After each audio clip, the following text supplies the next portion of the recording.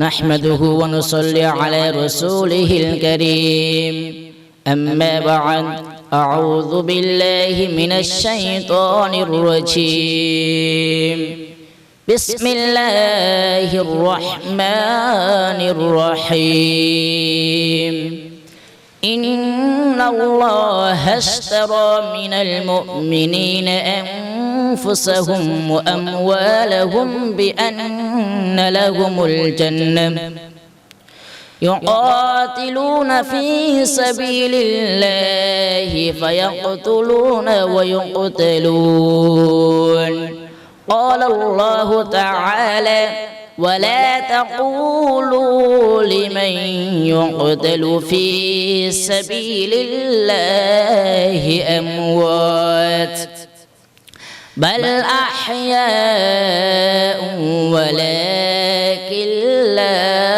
تشعرون الله পাক রব্বুল আলামিন আপনাকে আমাকে মুসলমান হিসেবে পৃথিবীর জমিনে পাঠাইছেন।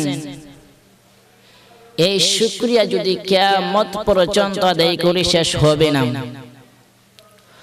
মুসলমান হওয়ার পর আপনি আমাকে নামাজ ফরজ করেছেন, হজ ফরজ করেছেন, যাকাত ফরজ করেছেন। আল্লাহ পাক রব্বুল আলামিন আরেকটা জিনিস ফরজ করেছেন, যে জিনিসটা হলো জিহাদ করা। আল্লাহ পাক রব্বুল আলামিন আপনাকে আমাকে জিহাদ করার জন্য আল্লাহ পৃথিবীর জমিনে পাঠাইছেন। আদম থেকে ঈসা রূহুল্লাহ পর্যন্ত যত নবী পৃথিবীর জমিনে আগমন করেছেন,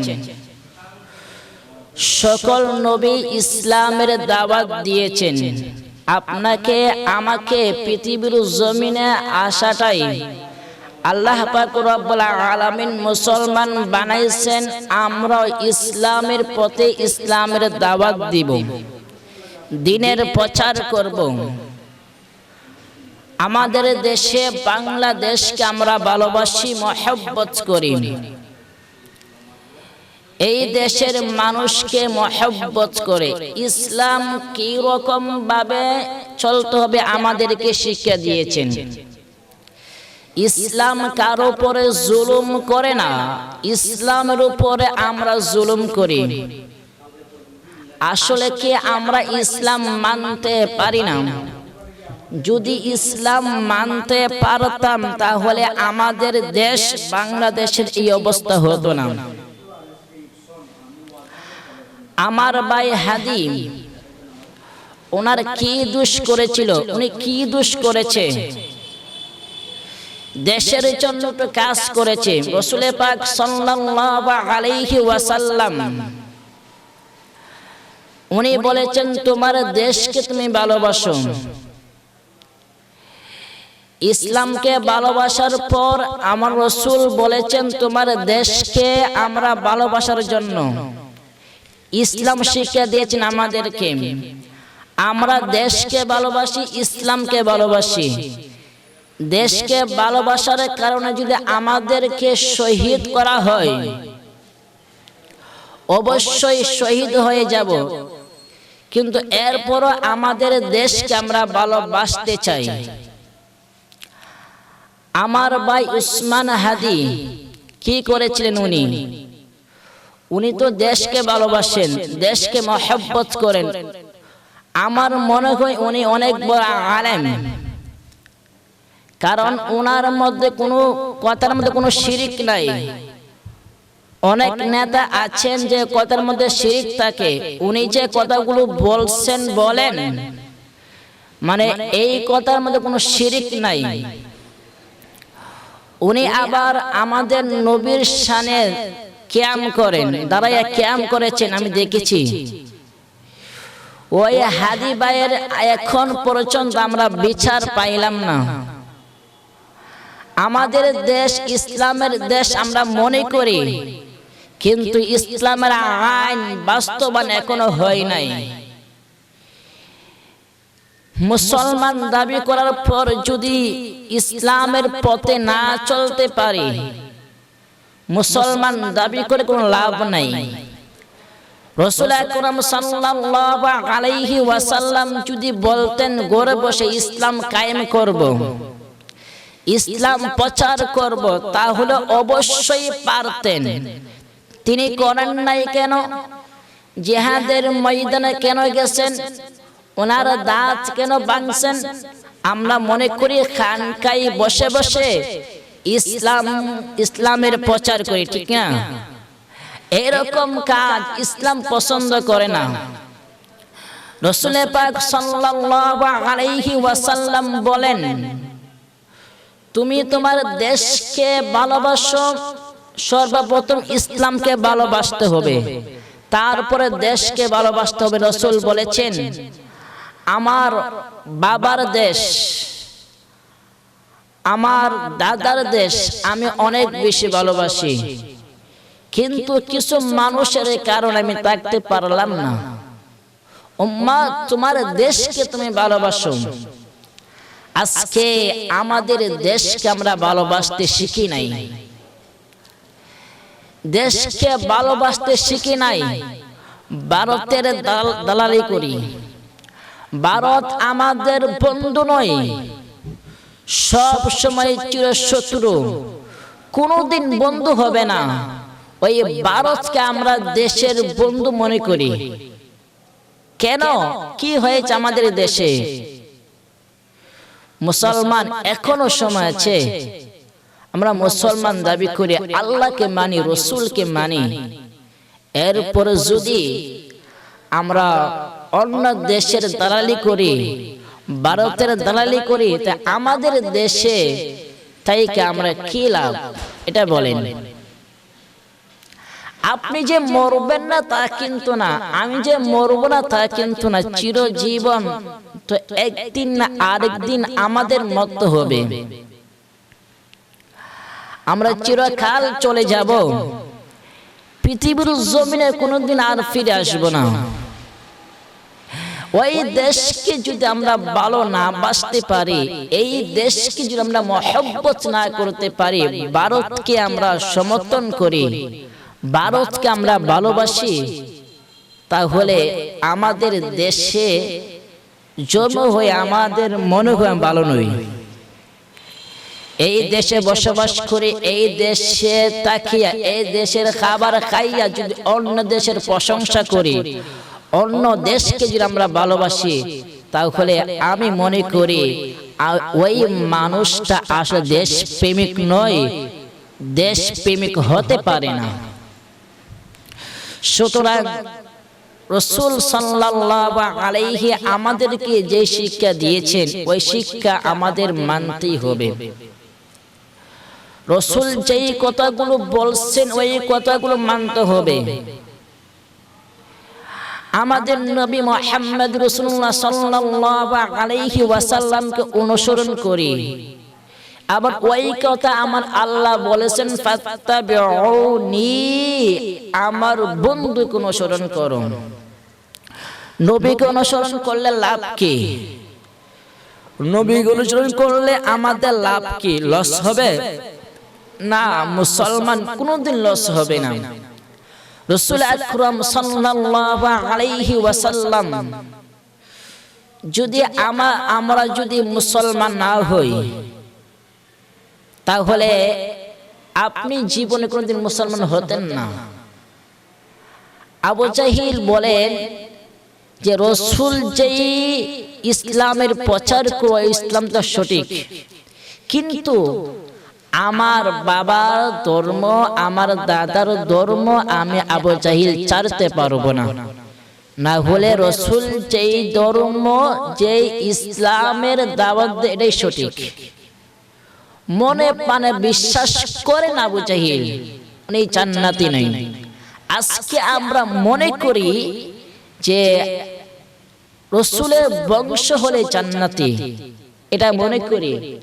আসলে না, রাসূলের বংশ হলে জান্নাতি তার কোনো প্রমাণ নয়। নামের আগে লাগা সৈয়দ লাগাই মনে করছি যে রাসূল আমাদেরকে নিয়ে যাবেন জান্নাতে। রাসূল বলছে বেনাম। কিছু কিছু আলেম আছে তারা আলেম নয় কিন্তু লেবাসদারি হয়, তারা আল্লাহকে ভয় করে না। সমাজের মধ্যে এরকম কিছু মুনাফিক ঢুকে যায়।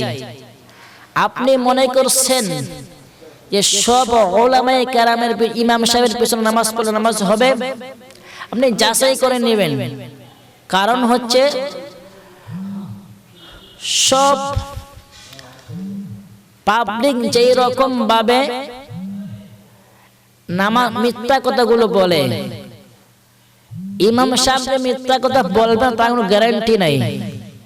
কারণ এই জন্য আপনি যাচাই বাছাই করে তারপরে ইমাম নিয়োগ দিবেন। ইমাম সাহেব যারা তারা অবশ্যই মিথ্যা কথাগুলো বলতে পারে। অনেক ইমাম সাহেব আছেন যারা বলে যে মাছিকে কোনোদিন জান্নাতে নেবেন না। যদি এমনও হতো ইসলাম মানে ইসলামের প্রচার করে, তাহলে রাসূল সাল্লাল্লাহু আলাইহি ওয়াসাল্লাম যেই কাজগুলো করেছেন ওই কাজগুলো মানতেই হবে। রাসূল জিহাদ করেছেন, রাসূলকে ভালোবাসি আমরা জিহাদ করব। সাহাবীরা জিহাদ করেছেন, সাহাবীদেরকে ভালোবাসি এই জন্য আমরা জিহাদ করব। ইসলামকে ভালোবাসি এই জন্য জিহাদ করব, কোরআনকে ভালোবাসি এই জন্য জিহাদ করব। কিন্তু রাসূল পাক সাল্লাল্লাহু আলাইহি ওয়াসাল্লাম যদি মনে করতেন খানকায় বসে ঘরে বসে ইসলাম প্রচার করা যায়, তাহলে অবশ্যই রাসূল করতেন। রাসূল তো করেন নাই। আর আমাদের দেশের মধ্যে এমন বক্তা আছে যে ঘরে বসে থেকে ইসলামের প্রচার করতে চায়। দেশ যাক বিভিন্ন ধরনের হয়ে যাক, সমস্যা নাই, কিন্তু আমরা এই দেশে বসবাস করি, এই দেশে আমাদের মানুষ সম্মান করে, এটাই যথেষ্ট। ইসলাম যাই হোক আমাদের দেখার বিষয় না, আমরা এটা মনে করি। যদি সব উলামায়ে কেরাম এক হয়ে মাঠে ময়দানে কাজ করত, সব পীর এক হয়ে মাঠে ময়দানে ইসলামের জন্য দেশের জন্য কাজ করত, তো কেমন হতো? আসলে দেশ অনেক সুন্দর হতো। এখন আমরা যে সামান্য মাসআলা নিয়ে দ্বন্দ্ব করি, এই যে কেউ ক্যাম করে কেউ ক্যাম করে না, এই নিয়ে আমাদের দেশে দ্বন্দ্ব করি। কে নবীজিকে দাঁড়াইয়া সালাম জানাইলো, কে জানাইছে না, কার ভিতরে মহব্বত, এই নিয়ে আমরা কাফের ফতোয়া দিয়ে থাকি।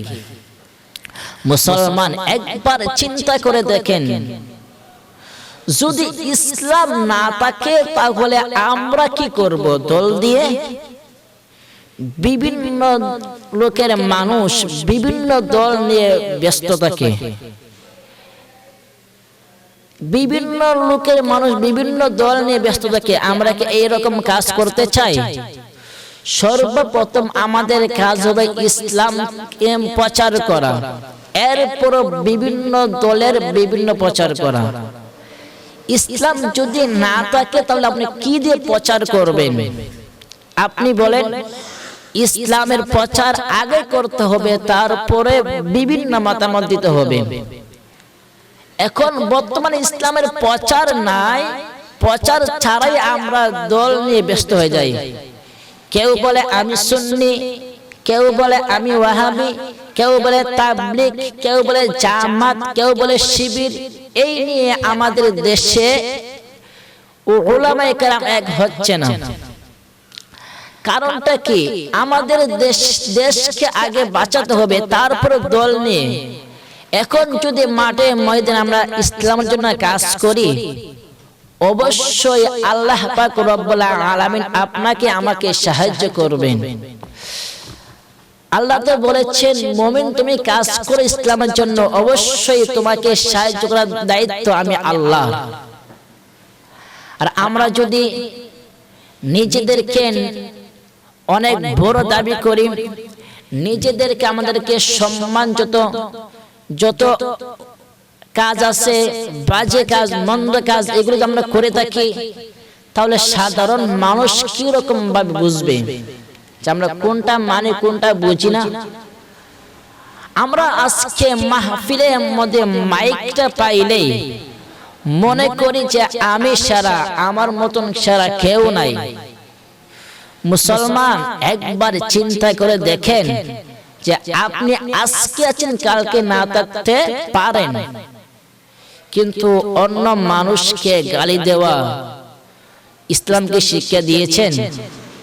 মানুষকে ঘৃণা করা ইসলামকে শিক্ষা দিয়েছেন? মানুষকে অহংকার করা ইসলামকে শিক্ষা দিয়েছেন? অন্য মানুষকে ভুল পথে টাকাটা, আপনি নিজে ভুল করেছেন, আবার অন্য মানুষকে এই ভুল পথে টাকাতে সাহায্য করেছেন, এটা কি ঠিক? ইসলাম কি পছন্দ করে? পছন্দ করে না। আমাদের কাজ সর্বপ্রথম হতে হবে, যেই কাজগুলো করা দরকার এটা কাজ মানতে হবে। এখন আমাদের দেশে চলছে কি রকম ভাবে যে ওই আবুল সরকারের ফাঁসি চাই। উনি কে? ওনার পরিচয় কি? এই কথাগুলো যদি মানেন, যদি জানেন, তাহলে আপনারা কি বলবেন? ইসলামে কি গান গাওয়া জায়েজ বলেছেন?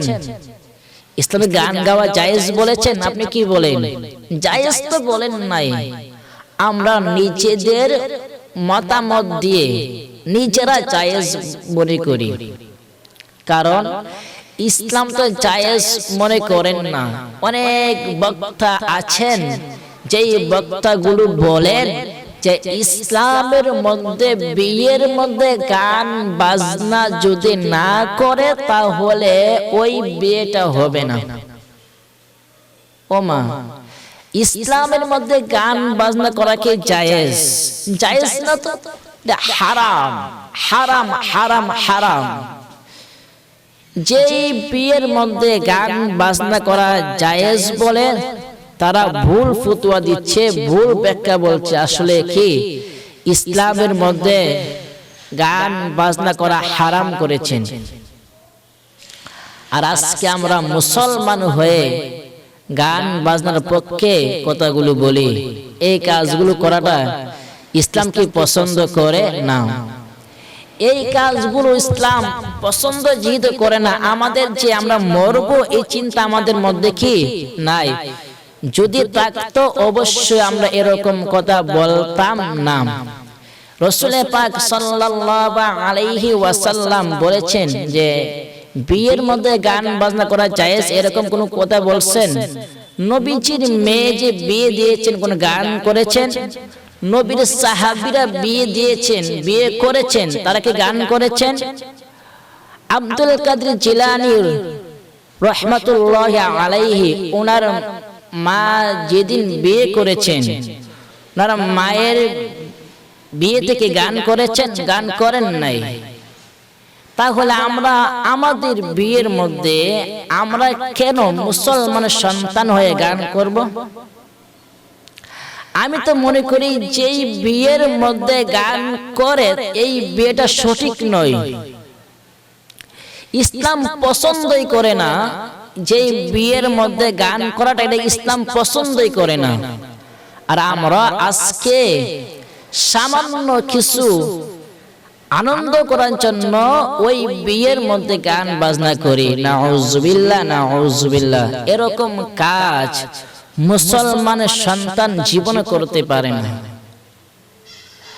আবার ফতোয়া দিচ্ছেন আপনারা যারা বলেন যে গান বাজনা করা জায়েজ, তাদের উদ্দেশ্যে আমার কিছু কথাগুলো বলা।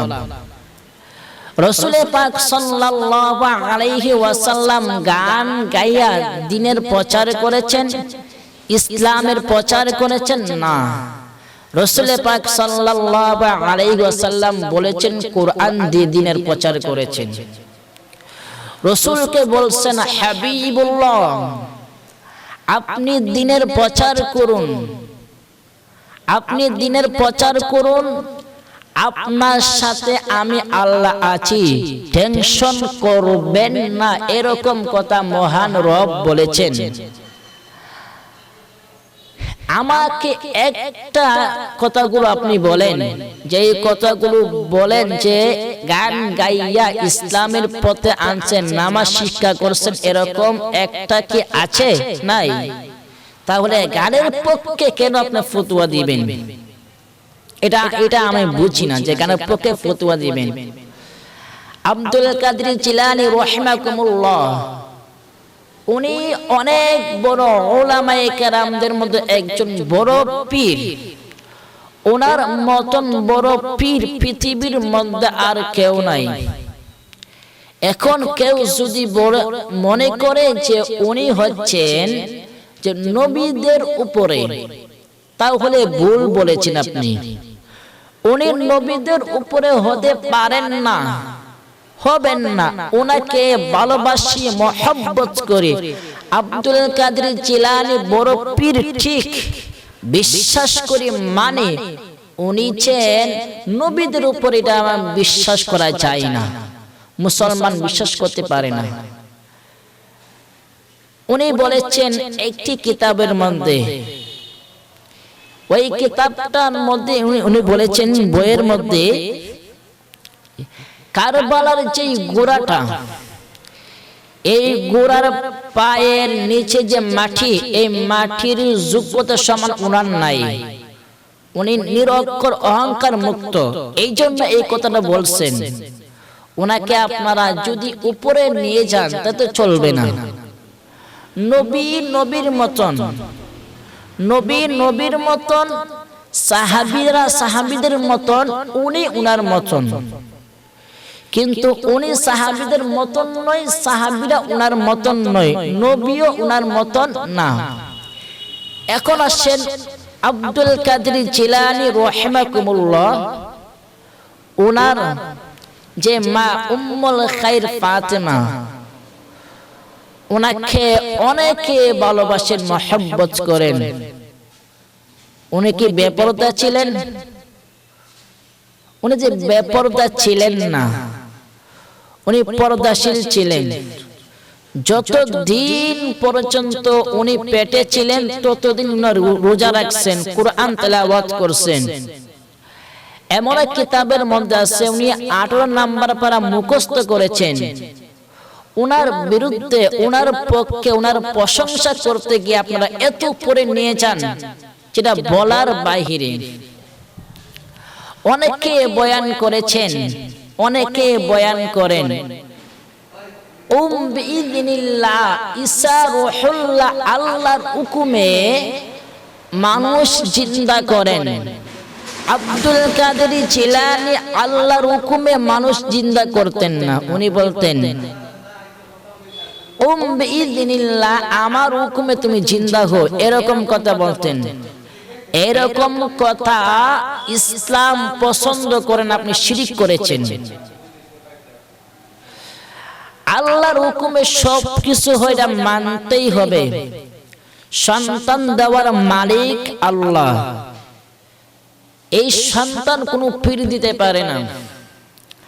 আপনারা এরকম পছন্দ করবেন, যে রকম কথাগুলো ইসলাম পছন্দ করে না। আগে ইসলাম, তারপরে কি অন্য দল। কিছু কিছু বক্তার কারণে সুন্নিয়তের বদনাম হচ্ছে।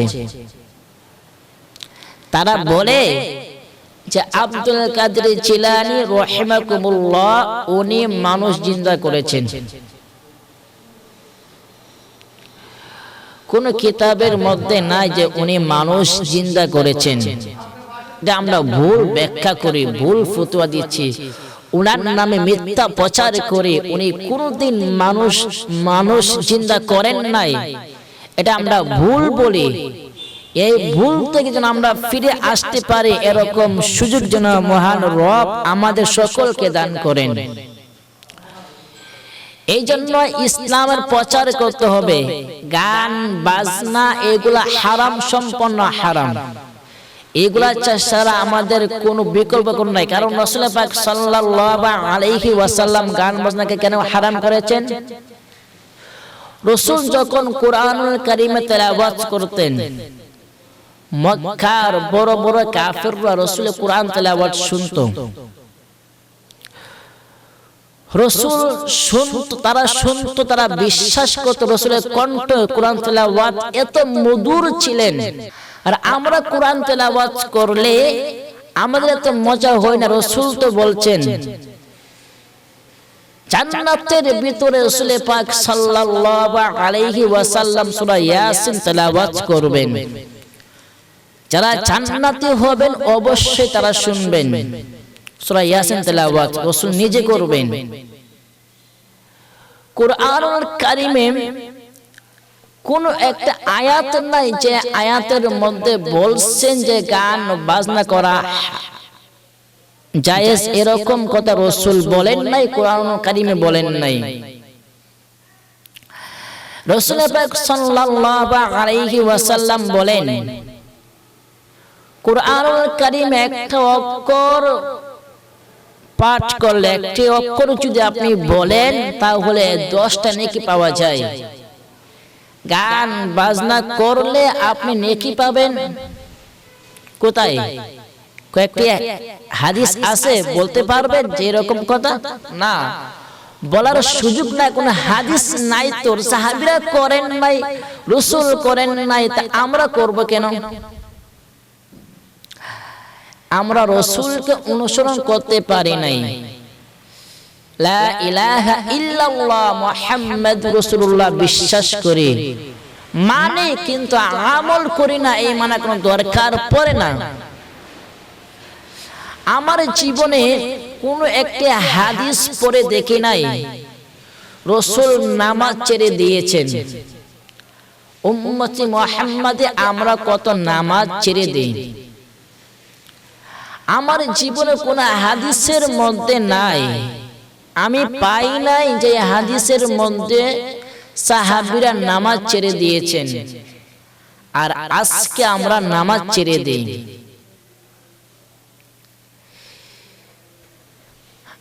অনেক পীর নাকি বলে আমার কাছে মুরিদ হলে নামাজ রোজা লাগবে না।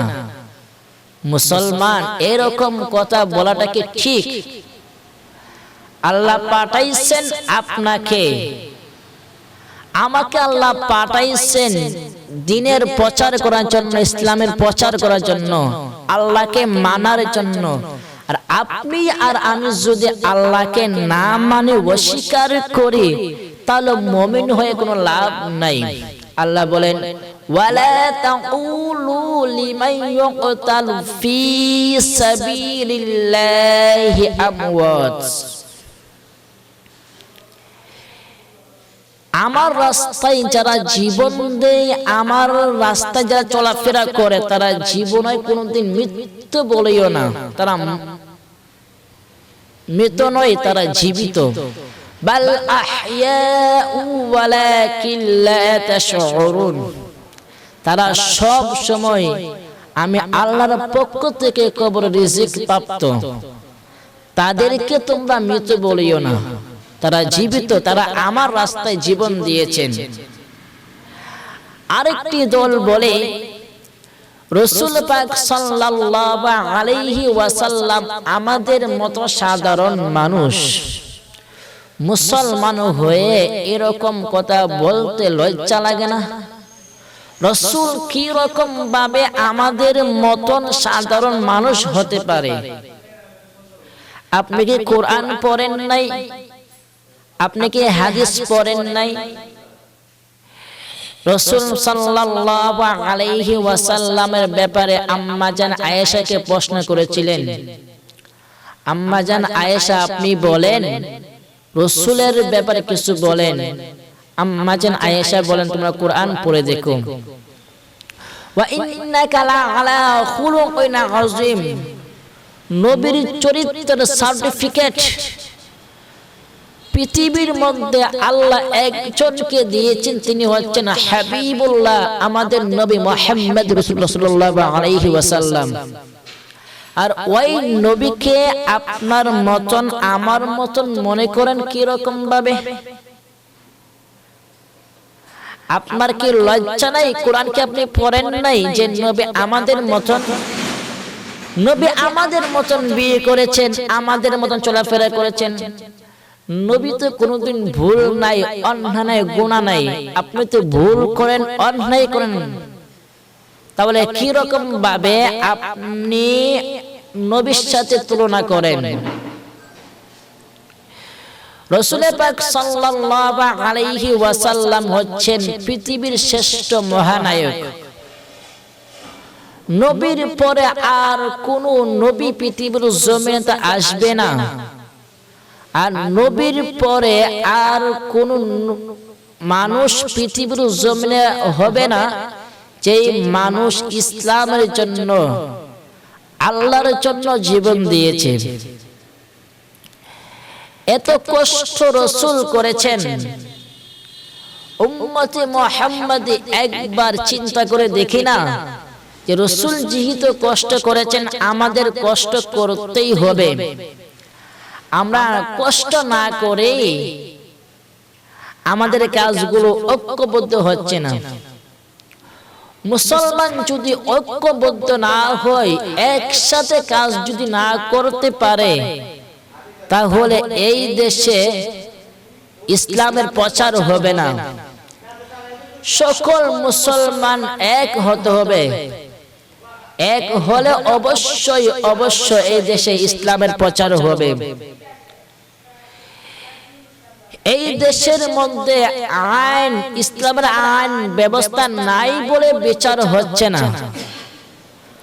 আমার ভাই উসমান হাদি, উনার তো এখন পর্যন্ত বিচার হবে না।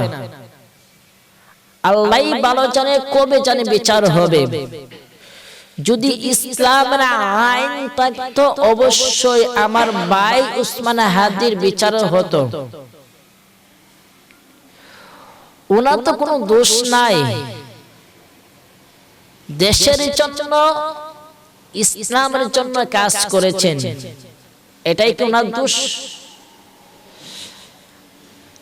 আর কালকে যে আমাকে মারবে না তার তো কোনো গ্যারান্টি নাই।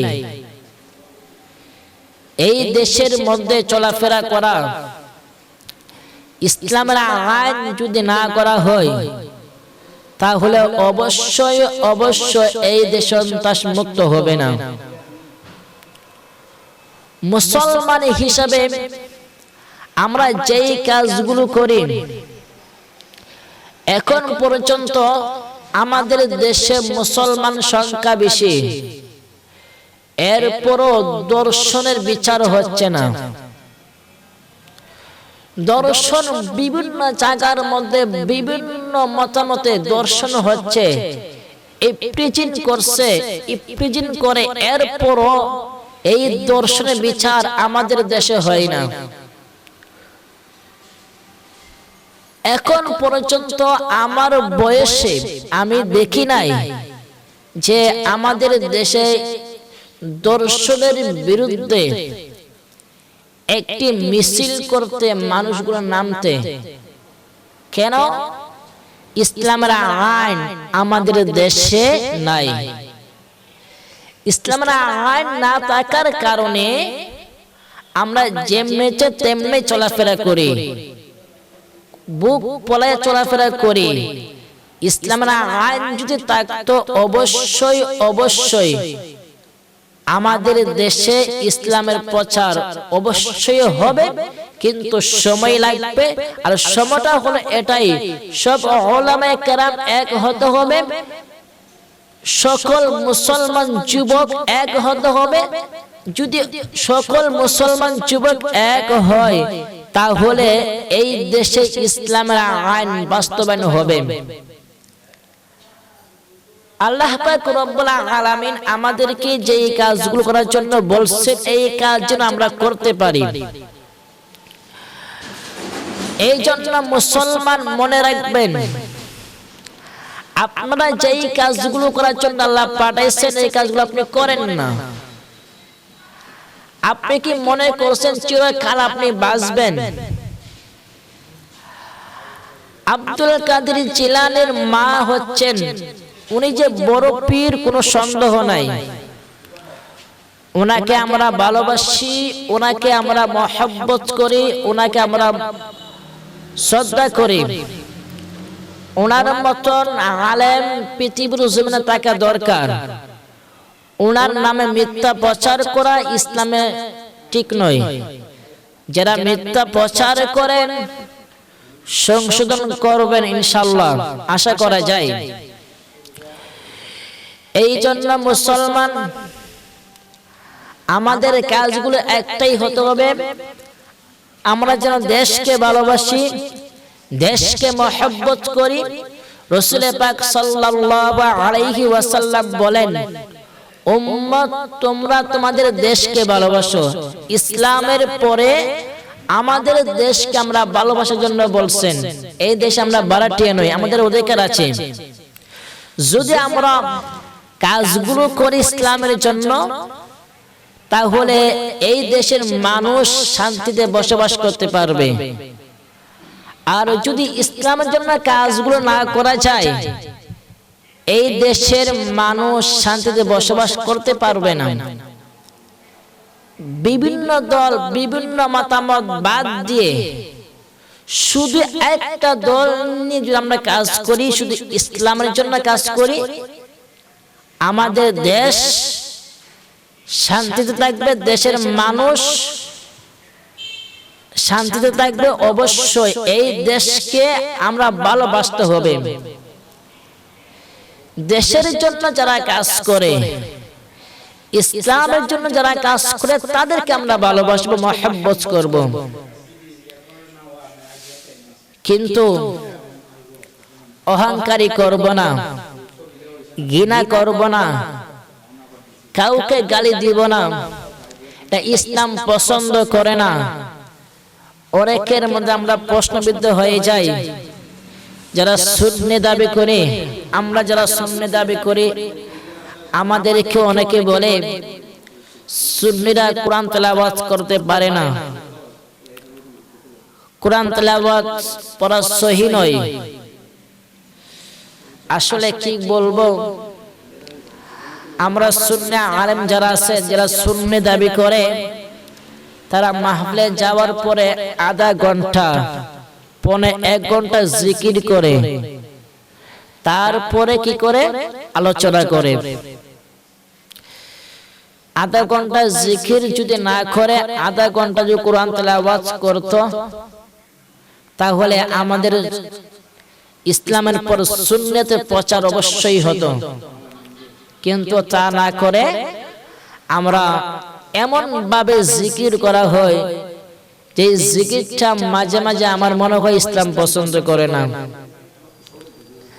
জিকিরের মধ্যে শিরিক হয়ে যায়, এমন কিছু কথাগুলো বলে যে এই কথার মধ্যে শিরিক হয়ে যায়। এই যে বলে আল্লাহর দন রসুলকে দিয়ে আল্লাহ গেলেন গায়েব হয়ে, এরকম কথাটা ইসলাম পছন্দ করে না। মুসলমান যুবক এরকম কাজ যেন না করা হয়, কোন আলেম যেন এরকম কাজ যেন না করতে পারে। আমরা এই দৃষ্টি করব, ইসলামকে যেহেতু আমরা ভালোবাসি, ইসলামকে যেহেতু মহব্বত করি, আমরা কাজ করব ইসলামের জন্য, কাজ করব সুন্নিয়তের জন্য, কাজ করব। কিন্তু এরকম নিজের জন্য কাজ করব না। খানকায়ে বসে যদি আপনি করেন, আল্লাহ রাসূল বলছেন তোমরা জিহাদ করো। জিহাদ অবশ্যই করতে হবে, কারণ ইসলামে জিহাদ ছাড়া কোনো উপায় আমাদের নাই। রাসূল পাক সাল্লাল্লাহু আলাইহি ওয়াসাল্লাম উনি নিজে জিহাদ করেছেন এবং সাহাবীরা জিহাদ করেছেন। ইসলামে প্রচার করতে গিয়ে অনেক কষ্ট ওনারা করেছেন। আর আমরা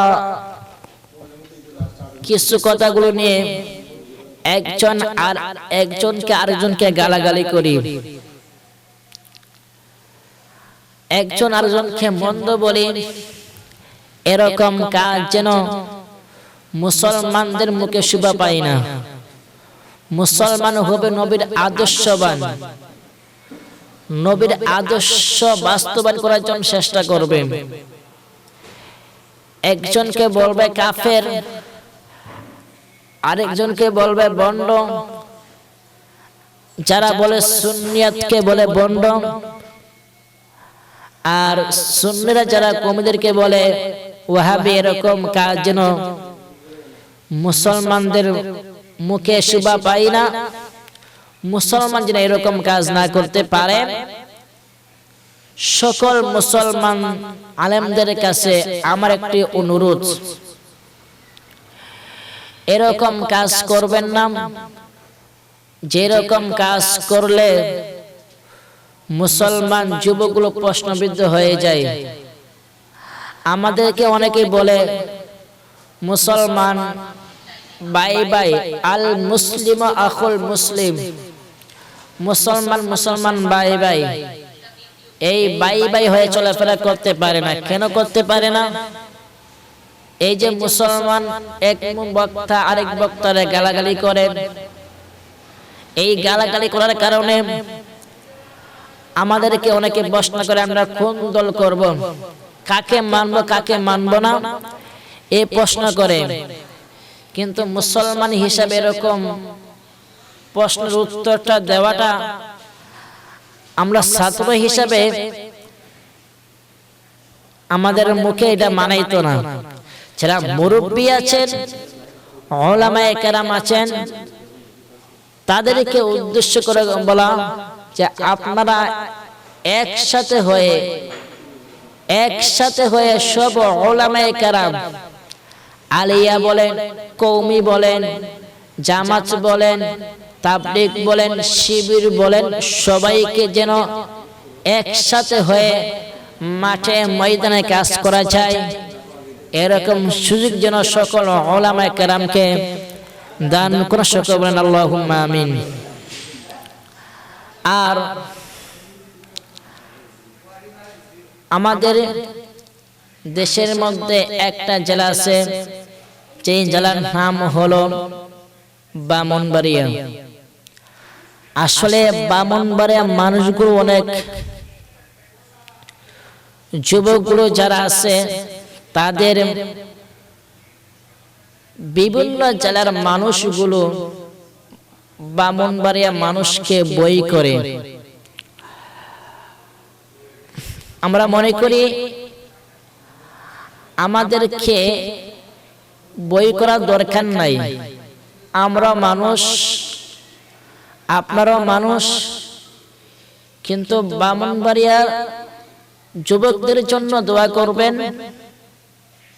যেন তারা সকল যুবক এক হয়ে ইসলামের জন্য যেন কাজ করতে পারে, এই দোয়া করবেন। কারণ আমরা ব্রাহ্মণবাড়িয়া মানুষকে ডরাইয়া কোনো লাভ নাই। কারণ আমরা মারামারি করি না। হ্যাঁ ঠিক আছে, আমাদের যে মতামত, ব্রাহ্মণবাড়িয়া মানুষগুলোর মাথা একটু গরম, কিন্তু হৃদয়ে মন অনেক বড়। মাথা গরম কিন্তু মন অনেক বড়। ব্রাহ্মণবাড়িয়া যুবক যদি একসাথে হয়ে ইসলামের জন্য কাজ করে, আমার মনে হয় এই দেশে ইসলামের প্রচার ইনশাআল্লাহ হবে হবে হবে। কারণ ব্রাহ্মণবাড়িয়া মানুষগুলো যদি ইসলামের জন্য কাজ করে, তাহলে বাকি সব জেলা ইসলামের জন্য কাজ করবে। অনুরোধ সকল ব্রাহ্মণবাড়িয়া যুবকের কাছে, বিভিন্ন মতামত না দিয়ে, মিলাদ কিয়াম না নিয়ে, সর্বপ্রথম আমরা ইসলামের জন্য কাজ করব।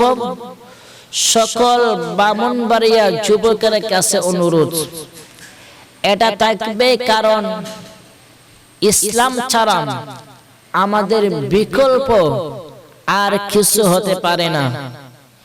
যেটা আল্লাহ পাক রব্বুল আলামিন আপনাকে আমাকে এত বড় নিয়ামত দান করেছেন।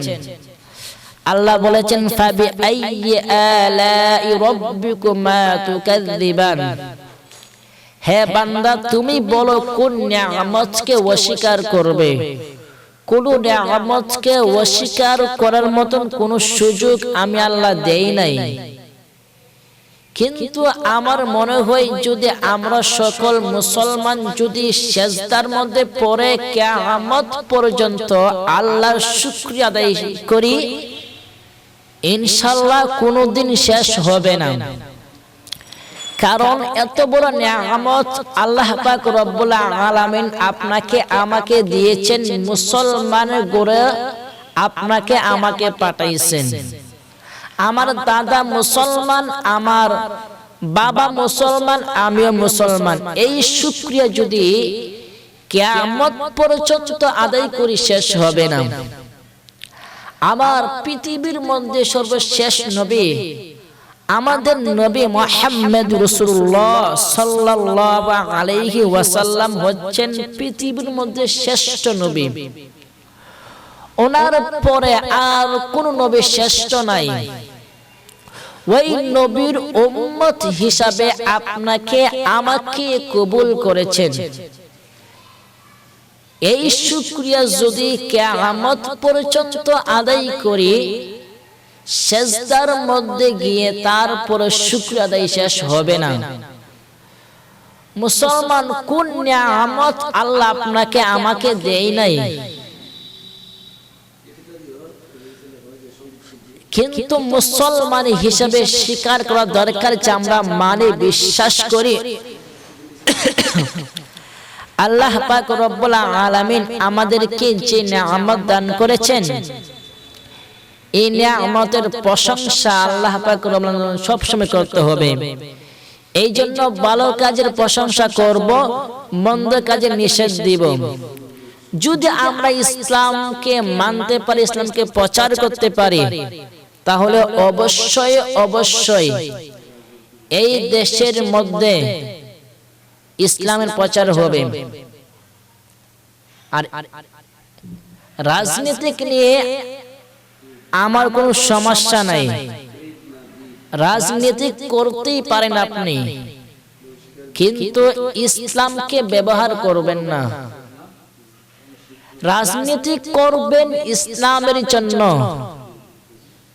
কিন্তু আপনি যদি মনে করেন আমি রাজনীতি করব, ইসলামকে ব্যবহার করব, এই চিন্তা যদি আপনি মনের মধ্যে রাখেন, তাহলে অবশ্যই পৃথিবীর মধ্যে কোনো মানুষ যদি না জানে, আল্লাহ পাক রব্বুল আলামিন জানেন। আল্লাহ পাক রব্বুল আলামিন কোরআনুল কারীমে বলছেন, ওয়া মিনান নাস মান ইয়াকুলু আমান্না। মানুষের মধ্যে কিছু মানুষ আছে তারা বলে মান ইয়াকুলু আমান্না বিল্লাহি ওয়া বিল ইয়াউমিল আখির, আমরা আল্লাহর উপর ঈমান এনেছি, আল্লাহকে বিশ্বাস করেছি।